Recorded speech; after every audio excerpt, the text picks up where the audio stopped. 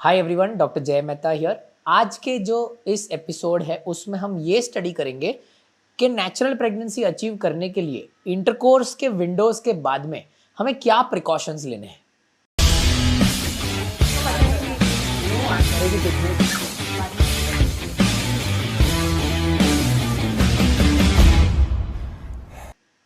खाने पीने का रिस्ट्रिक्शन, एक्सरसाइज का रिस्ट्रिक्शन, एक्टिविटी का रिस्ट्रिक्शन, मूवमेंट का रिस्ट्रिक्शन, क्या ऐसा कुछ भी करने से हम प्रेगनेंसी को नेगेटिवली या पॉजिटिवली अफेक्ट कर सकते हैं या नहीं, ये हमें देखना है।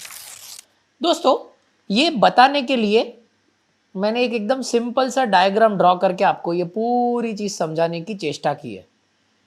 दोस्तों, हमने हमारे प्रीवियस वीडियोस में आपको बताया है कि जब ओव्यूलेशन होता है तब ओव्यूलेशन में से जो एग रिलीज होता है वो जाता है फैलोपियन ट्यूब के अंदर। एग और स्पर्म का फर्टिलाइजेशन होता है फैलोपियन ट्यूब के अंदर और फिर फॉर्मेशन होता है एम्ब्रियो का। ये एम्ब्रियो जब डे 5 का हो जाता है, मतलब ब्लास्टोसिस्ट होता है, तभी आता है यूट्रस के अंदर और यहाँ पे होता है इम्प्लांटेशन। ये हमने ऑलरेडी स्टडी किया है। ऐसे ही नेचुरल प्रेगनेंसी होती है दोस्तों। अब लोगों के मन का डर यह है कि खाने पीने में उनको ऐसा कोई चीज नहीं खाना जिससे बॉडी में गर्मी पैदा हो जाए, यूट्रस को प्रॉब्लम हो जाए।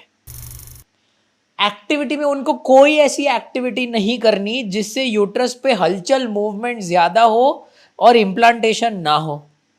तो बड़ा डर डर के सोचते हैं। जोक मारता हूं एक, ऐसे सिचुएशन में अगर हम हमारे पेरेंट्स को पूछोगे कि उन्होंने क्या ध्यान रखा था, तो आंसर क्या करेंगे? अरे मुझे तो पता ही नहीं था, मैं प्रेग्नेंट हो गया था। यही है नेचर। इसका मतलब आपको खाने पीने पे कोई रिस्ट्रिक्शन नहीं रखना है। No diet, no exercise restrictions, कुछ नहीं करना है। You should have no work restrictions. आपको ये काम मैं पहले करता था, अभी मैं नहीं करूंगा। मैं पहले सीढ़ियां चढ़ के जाता था, अब मैं नहीं जाऊंगा। मैं पहले जॉगिंग करने जाता था, अब मैं नहीं करूंगा। मैं खाने में मिर्ची ज्यादा खाता था, अब मैं नहीं खाऊंगा। ऐसा कुछ भी, 1 रुपए का भी लॉजिक नहीं है। क्या मुझे कोई सपोर्टिव मेडिकेशन लेनी चाहिए? क्या मुझे कोई ऐसी दवाई लेनी चाहिए जिससे ये इम्प्लांटेशन और भी बेहतरीन हो जाए? Answer is no.